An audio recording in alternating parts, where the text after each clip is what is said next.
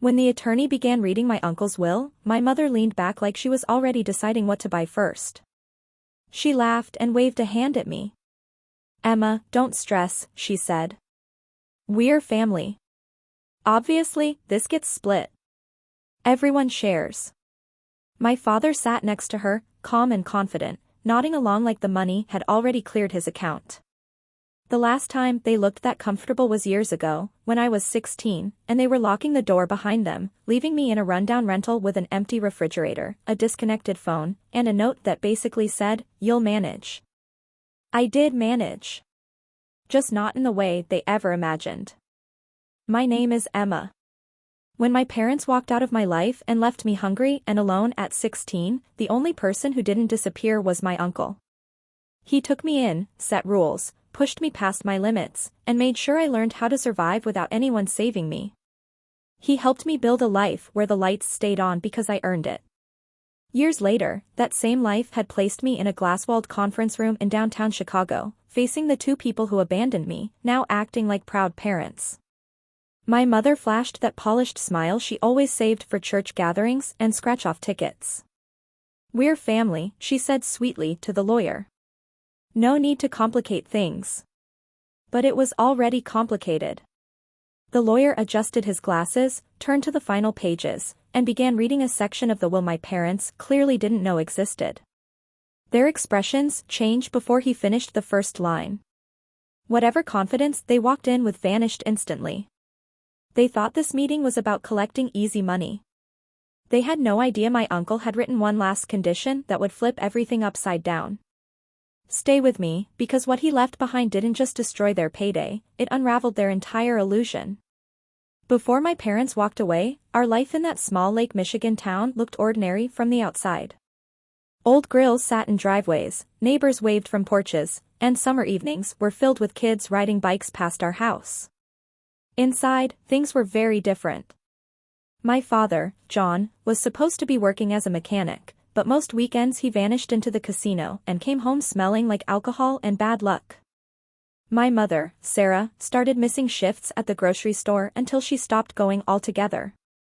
Her days blurred into scrolling her phone and watching TV, barely noticing whether I was home. At first, we still pretended things were normal. Pancakes on Sundays. Movie nights on the couch with whatever snacks we could scrape together. Then the fights about money grew louder. Bills stacked up on the counter. The fridge went from stocked to sparse to almost bare. When I asked about food, my mom would gesture toward the pantry and say, "There's ramen. You'll survive." So I got a job after school at the local ice cream shop, serving kids who never worried about what they'd eat later. I handed every paycheck to my mom, hoping it would help. It vanished into overdue bills, gas, and my dad's gambling habits. One freezing Tuesday morning, I woke up to a silence that felt wrong. No television. No voices. No fake arguments about groceries. Their bed was neatly made, something they never bothered to do. The closet doors hung open, most of their clothes gone. In the kitchen, the fridge light shone on spoiled milk and a few limp vegetables. On the table sat a single folded note with my name written across it. "Emma. We can't do this anymore. Your uncle will handle things. We're sorry. Take care of yourself." I read it until the words blurred. There was no cash. No instructions. Their phones went straight to voicemail. By the third day, the landlord was pounding on the door, demanding rent I could never afford. When I told the landlord my parents were gone, he stared at me like I was making it up. "You're 16, he said flatly. "You can't just live here alone. Either the rent gets paid, or I call someone." In the end, I was the one who made the call. I walked into the school counselor's office with my hands shaking and told her everything. About the note. The empty fridge. The unanswered phones. Within hours, a woman from social services arrived at the apartment carrying a clipboard and wearing a calm expression that made everything feel official. She listened without interrupting, photographed the bare shelves, read the note, checked the unpaid bills. Then she looked at me and said, "We've reached a family member. He's agreed to take you in." That was the first time his name sounded important to me. Henry. My father's older brother. The one my parents always described as cold, obsessed with computers and money, disconnected from real life. The one they said forgot where he came from. When Henry arrived, he didn't rush toward me or ask how I was holding up. He scanned the apartment instead, the peeling walls, the sagging couch, the smell of neglect, then turned to me. Pack what you actually use, he said. Clothes. School things. Nothing else. We're leaving today.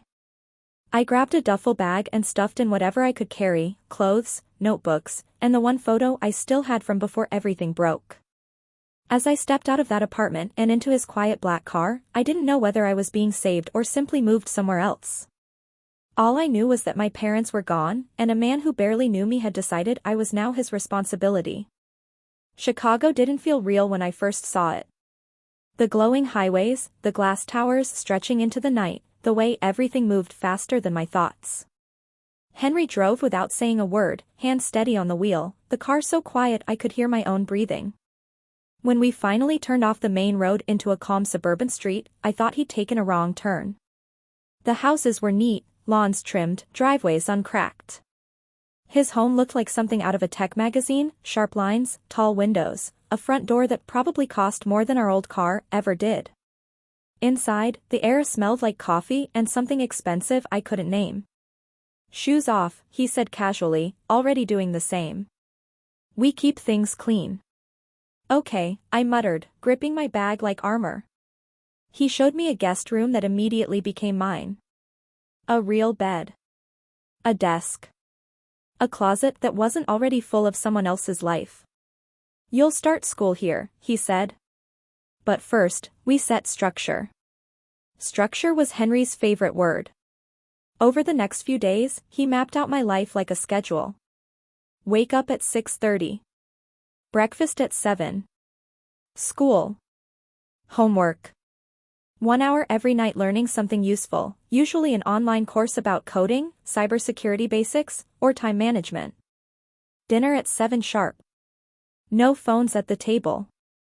No staying up late scrolling. When I broke a rule, he didn't yell. He adjusted consequences the way someone adjusts settings on a machine. Late to dinner meant no Netflix for the week. Using his laptop without permission meant Wi-Fi access only in shared spaces. That's not fair, I snapped once when he cut my social media for 3 days. Life isn't fair, he replied calmly, not even looking up from his screen. But actions still matter. You control what you can. I tested him. Missed alarms. Forgot dinner times. Snapped at him for treating me like a project instead of a person. He never raised his voice. He just kept adjusting the rules until it became easier to follow them than fight them.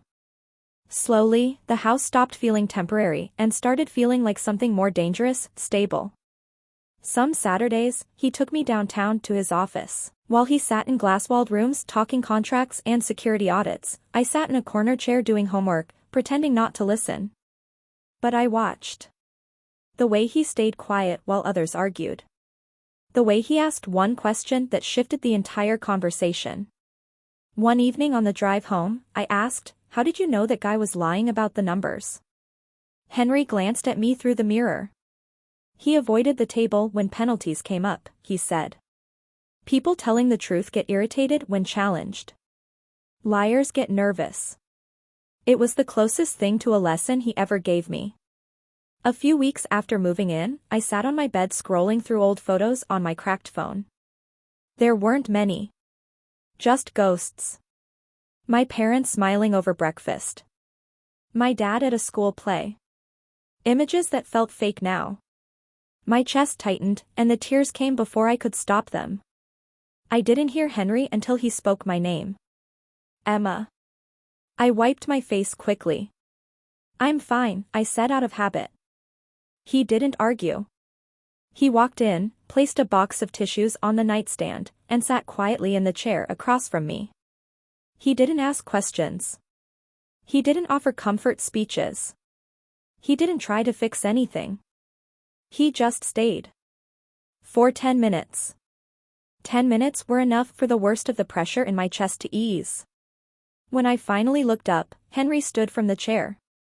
"You have school tomorrow," he said simply. "Try to sleep. We'll talk about getting you into a better program soon. You're capable of more than just surviving." After he left, I lay awake staring at the ceiling. My parents had given me a note and an empty fridge. Henry had given me schedules, rules, and a quiet presence that didn't demand anything from my pain. I didn't fully trust him yet, but for the first time, my life had edges. Shape. I didn't know then that his structure wasn't control. It was preparation. He was building me into someone who could stand on her own, with or without him. Henry never believed in doing the bare minimum, especially when it came to education.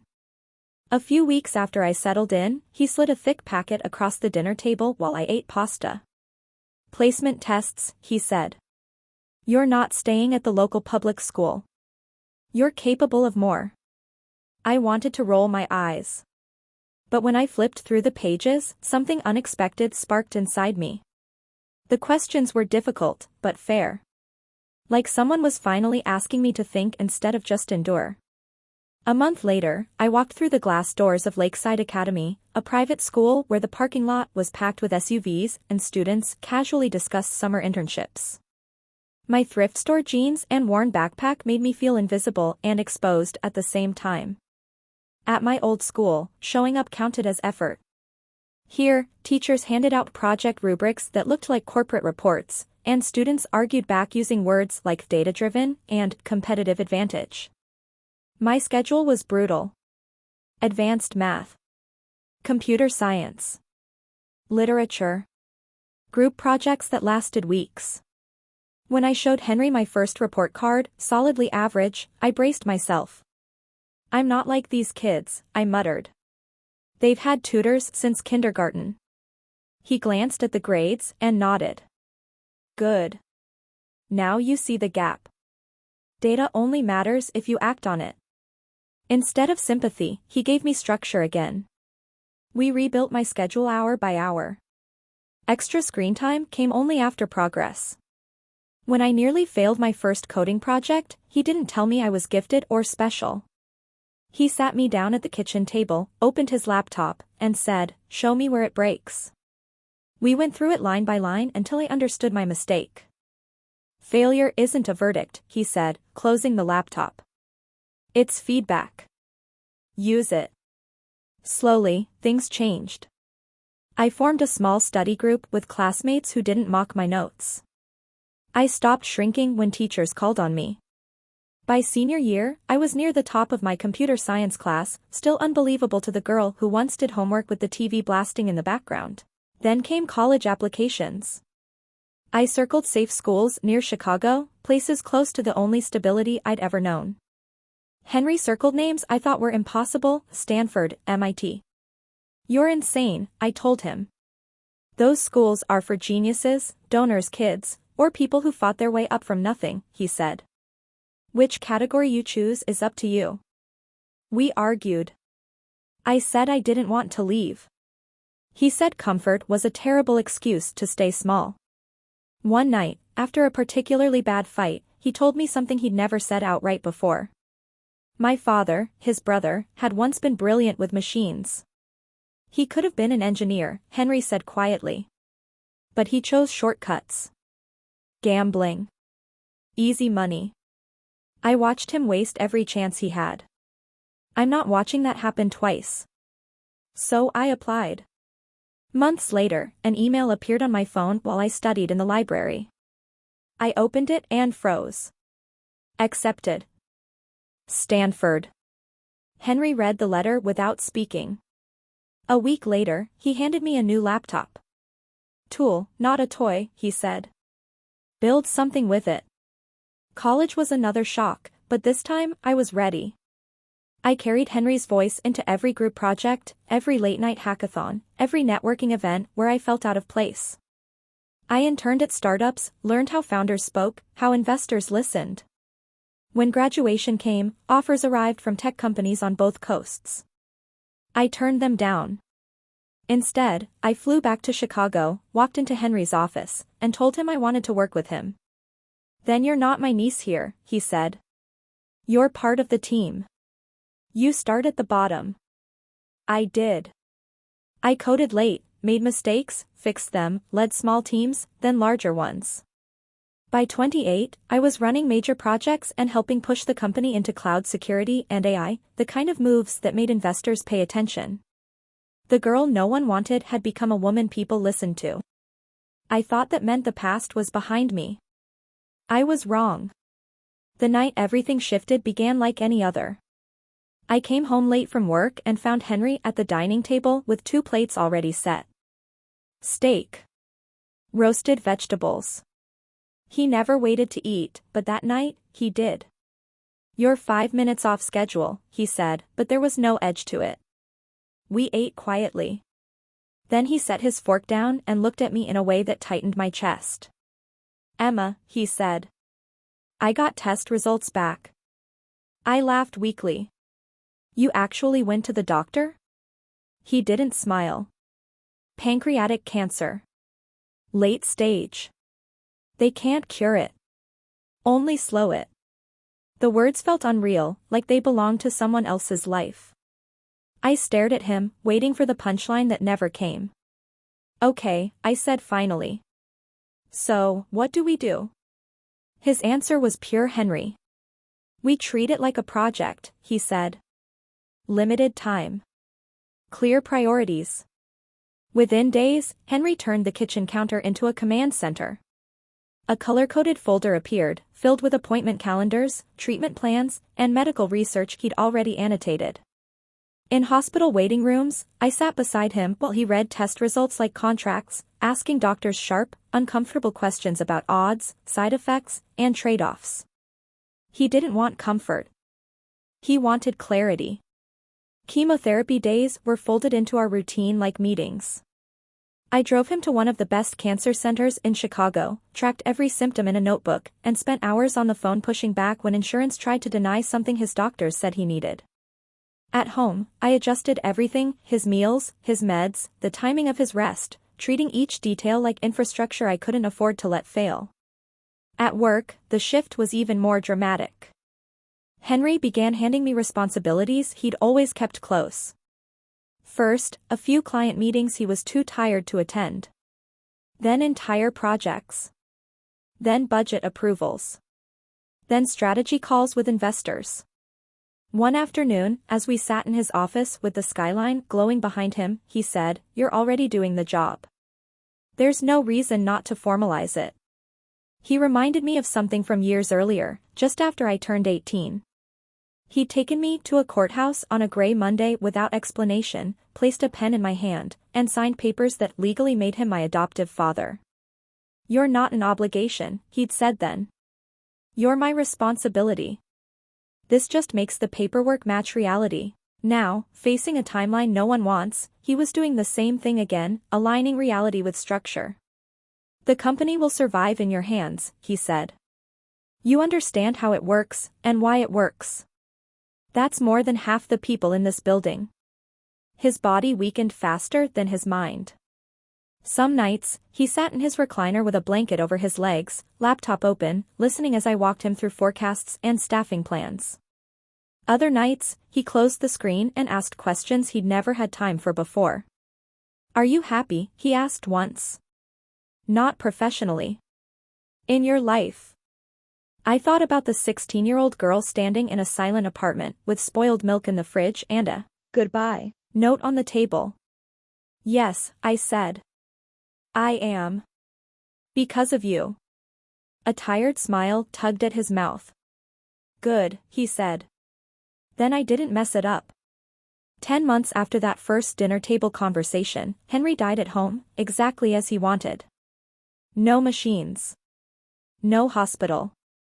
Just the quiet hum of the house and my hand in his. The funeral was small and efficient, like him. A few distant relatives.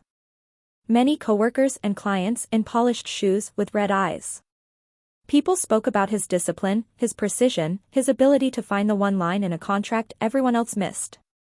When it was my turn, I didn't talk about business. I talked about a man who walked into a broken life and refused to let it stay broken. About chaos replaced with plans. Survival replaced with purpose. After everyone left, I stood by the grave long after the cold crept into my bones. The man my parents called distant had been the only one who showed up when it mattered. A few weeks later, when grief settled into something heavy but manageable, my phone rang. Henry's lawyer, Mr. Thompson, asked me to come in for the will reading. I expected something straightforward. Henry wasn't sentimental about money. To him, it was a tool, like the laptop he gave me when I got into Stanford. I assumed there would be legal language about the house, the company, maybe a donation or two. I did not expect to walk into the conference room and find my parents already seated at the long polished table, dressed like they were about to close a deal. For the second time in my life, the past arrived without warning. My mother sat upright in a navy dress she definitely hadn't bought at the discount mall back home. Her hair was smooth, makeup flawless. My father wore a gray suit that didn't quite fit, but he kept adjusting the cuffs like he was used to it. They turned when I entered. "Emma," my mother said brightly, like we met for lunch every week. "You look successful." My father chuckled. "We're proud of you, kiddo." Proud.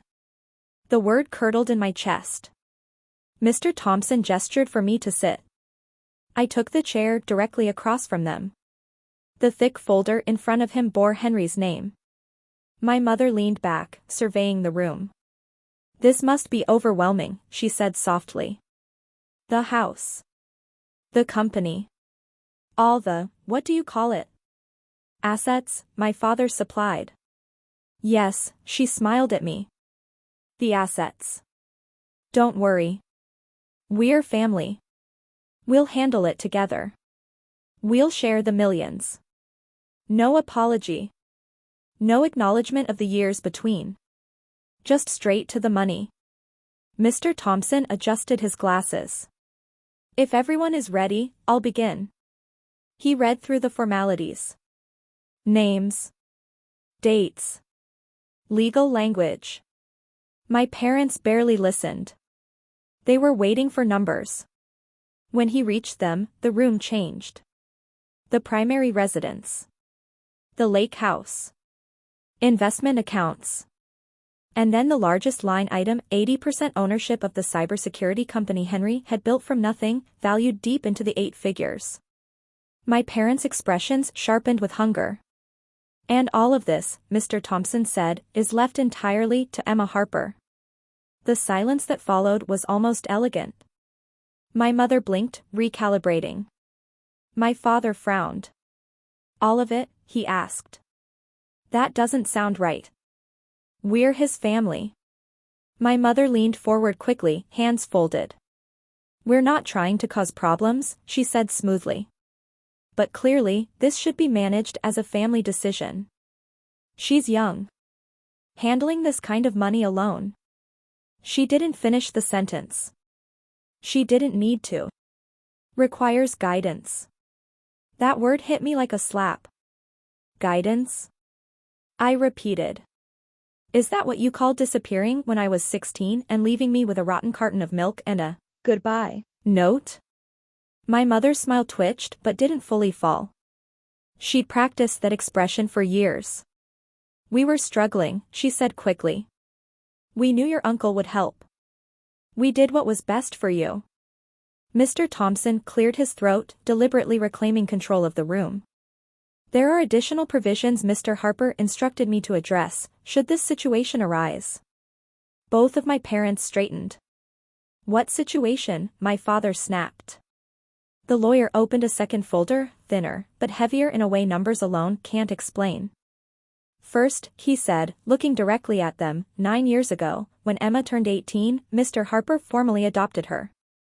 Legally, she is his daughter and his sole heir. The words hung in the air. "In the eyes of the law," he continued, "you are her biological parents. But you have no automatic claim to Mr. Harper's estate. You are not dependents. You are not beneficiaries. You are not named anywhere." My father's face flushed. He stole our kid, he barked. We never agreed to that. Mr. Thompson slid a document across the table. You did, he said evenly. These are your consent forms. Your signatures are on file. Copies were sent to you at the time. My mother scanned the paper, then shoved it away. We didn't understand what we were signing. We thought it was temporary. It was not, the lawyer replied. And even if it were, your actions afterward made the court's decision uncomplicated. He opened another file. This one was thick with printed emails. Mr. Harper also requested that, if necessary, I disclose communications he received from you over the years. Requests for money. Threats to appear at his workplace. Demands that he share what he owed you or you would expose him publicly. As he read, my mother shot to her feet. Those were private, she snapped. You can't. I can, Mr. Thompson cut in calmly. Because Mr. Harper anticipated this exact response. He folded his hands. Which brings us to the final clause. Something in my parents' posture changed. Like animals that sense a trap but are already inside it. In the event, Mr. Thompson said, that any party with legal standing attempts to contest this will or challenge the distribution of assets in court, the entire estate will be liquidated. Every property. Every account. Every share. He paused. The proceeds will be transferred to the Harper Children's Oncology Fund, a charitable foundation established for pediatric cancer patients. Silence. In plain terms, he finished, if anyone sues, no one receives anything. Not even Emma. The money goes to sick children instead. My father let out a short, disbelieving laugh. That's insane. He can't do that. He can, Mr. Thompson said. And he did. The clause has been reviewed.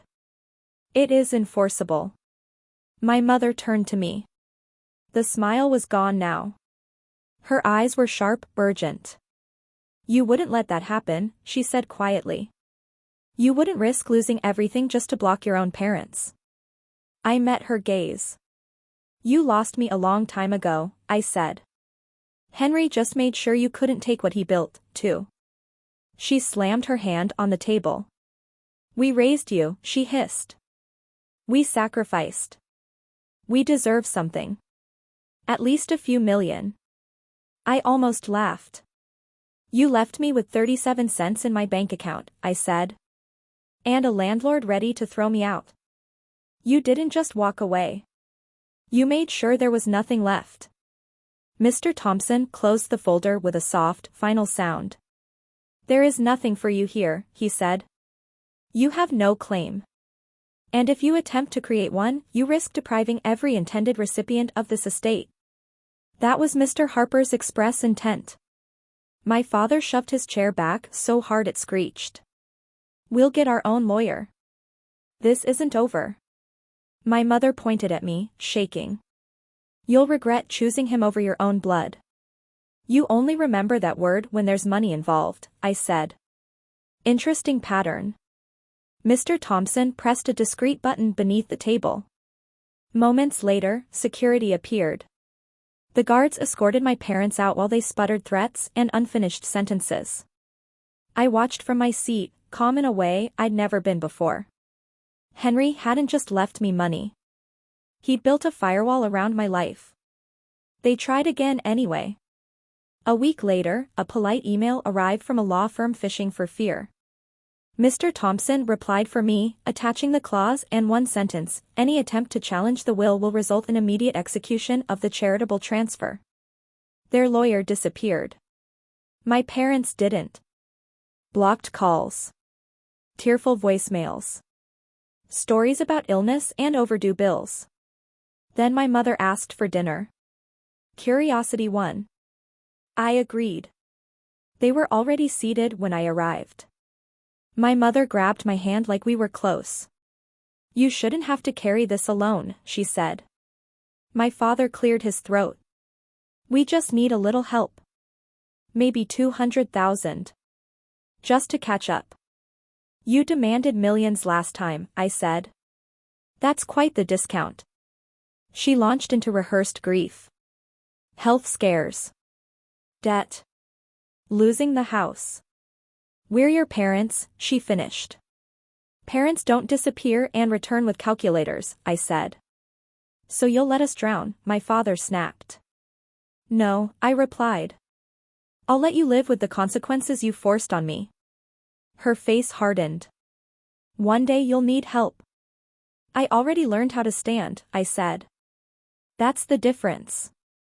I left. I thought it was over. I was wrong. A week later, my security app buzzed. Motion detected. Front gate. They were standing there. Smiling. Waiting. I recorded everything. You're violating a restraining order, I said through the door. We're family, my mother laughed. I closed the door, saved the footage, and called the police. This time, consequences showed up with handcuffs. By the end of the week, the article was online. Parents arrested after violating restraining order near daughter's home. Attempted inheritance interference cited. Henry's name was mentioned. So was the Children's Cancer Fund. And that was when I understood something fully, finally. He hadn't just saved me. He made sure they could never undo it. My parents weren't named with sympathy. And once it was public, everything they had left began to collapse fast. My father was quietly let go from the garage. The owner decided the attention, the gossip, and the questions weren't worth keeping him around. My mother's already thin support system evaporated. The people who had been helping her pulled back when they learned the full story, that she had walked away from her teenage daughter and only resurfaced when millions were involved. At the next court hearing, the judge didn't mince words. Any attempt to contact me outside of legal channels would mean jail time. Not warnings. Not fines. I sat in that courtroom and watched my parents diminish with every sentence. The judge spoke Henry's name with respect. Spoke theirs with barely concealed contempt. When it ended, I walked past them without slowing down. There was nothing left between us that required words. I went back to work, not to hide, not to numb out, but to build. I expanded the company deliberately. I hired people Henry would have trusted. I turned down buyout offers even when investors waved numbers that would have made headlines. Instead, I redirected part of the profits into something that mattered. I created a scholarship program in Henry's name. It wasn't symbolic. It was practical. Laptops. Mentorship. Tuition assistance. Real access. Real tools. For kids who grew up staring into empty refrigerators, waiting for someone who never came home. Exactly the kind of help Henry believed in. One night, months later, my security app buzzed. Motion detected. I opened the feed and saw my parents' car rolling slowly past the gate. No headlights. No stopping. Just passing by, like they were looking at an exhibit behind glass, a life that might have been theirs if they'd chosen differently. They looked smaller than I remembered. Not evil. Not terrifying. Just two people who had gambled everything on selfishness and lost. That was when it finally clicked. Revenge isn't always loud. Sometimes it's simply refusing to let the past keep a grip on your future. Henry didn't save me so I could stay tangled in the consequences of their choices. He saved me so I could step out of the wreckage, build something solid, and maybe reach back for someone else still standing in the cold. People love to say blood is thicker than water. But blood didn't show up when I was hungry. Blood didn't stay when things got hard. Someone with no obligation did. Family, I learned, isn't about shared names or history. It's the person who stays when leaving would be easier. The one who hands you tools instead of excuses. So if the people who hurt you only return when you finally have something they want, ask yourself one question. Do you let them back in because of a last name, or do you lock the door, protect what you've built, and choose a different kind of family for the life ahead?